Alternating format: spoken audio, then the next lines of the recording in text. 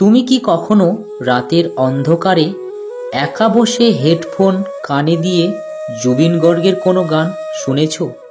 যখন মনের ভেতর ঝড় বয়ে যায়, তখন তার গলার সেই করুণ সুর যেন বাতাসে ভেসে আসে শান্তির ছোঁয়া নিয়ে।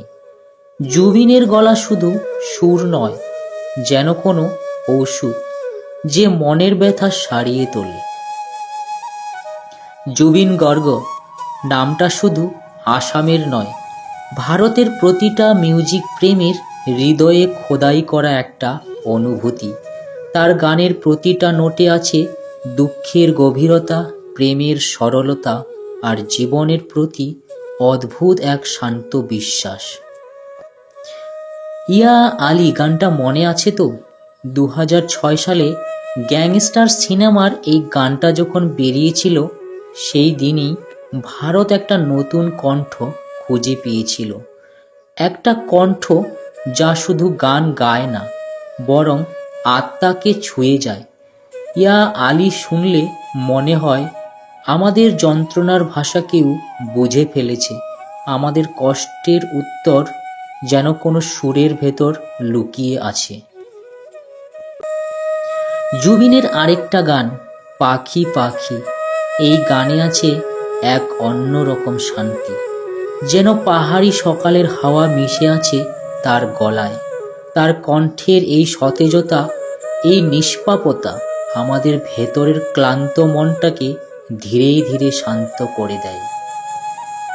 তুমি খেয়াল করেছো কখনো, যখন আমরা দুঃখে থাকি তখন আমরা বেশি গান শুনি? কেন জানো? কারণ গান আমাদের বোঝে। আর জুবিন গর্গের গান আমাদের শুধু বোঝে না, আমাদের বাঁচায়। তিনি গানের মাধ্যমে বলেন, তুমি একা নও, তোমার ভেতরের ঝড় থামবে, তোমার চোখের জল একদিন হাসিতে বদলে যাবে। এই কারণেই তার গান কোনো সাধারণ গান নয়, এটা মানসিক শান্তির এক জীবন্ত ঔষধ। হয়তো তাই সেই মানুষটা নিজে এত কিছু সহ্য করেছেন, সংগ্রাম, কষ্ট, একাকিত্ব। তিনি জানেন মানুষের মন কত ভঙ্গুর, আর তাই তার প্রতিটা সুরে আছে একটাই বার্তা, শান্ত হও, জীবন এখনো সুন্দর।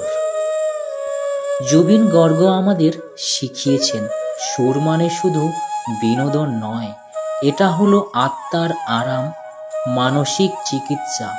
তার গানগুলো শুনলেই যেন ভেতর থেকে বলে ওঠে, সব ঠিক হয়ে যাবে, একটু ধৈর্য ধরো।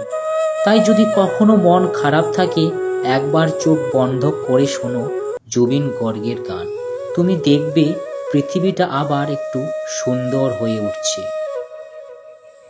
জীবনের সব ব্যথার উত্তর পাওয়া যায় না কথায়, কখনো কখনো সেটা শুধু একটা গানে লুকিয়ে থাকে, জীবন গর্গের গানে।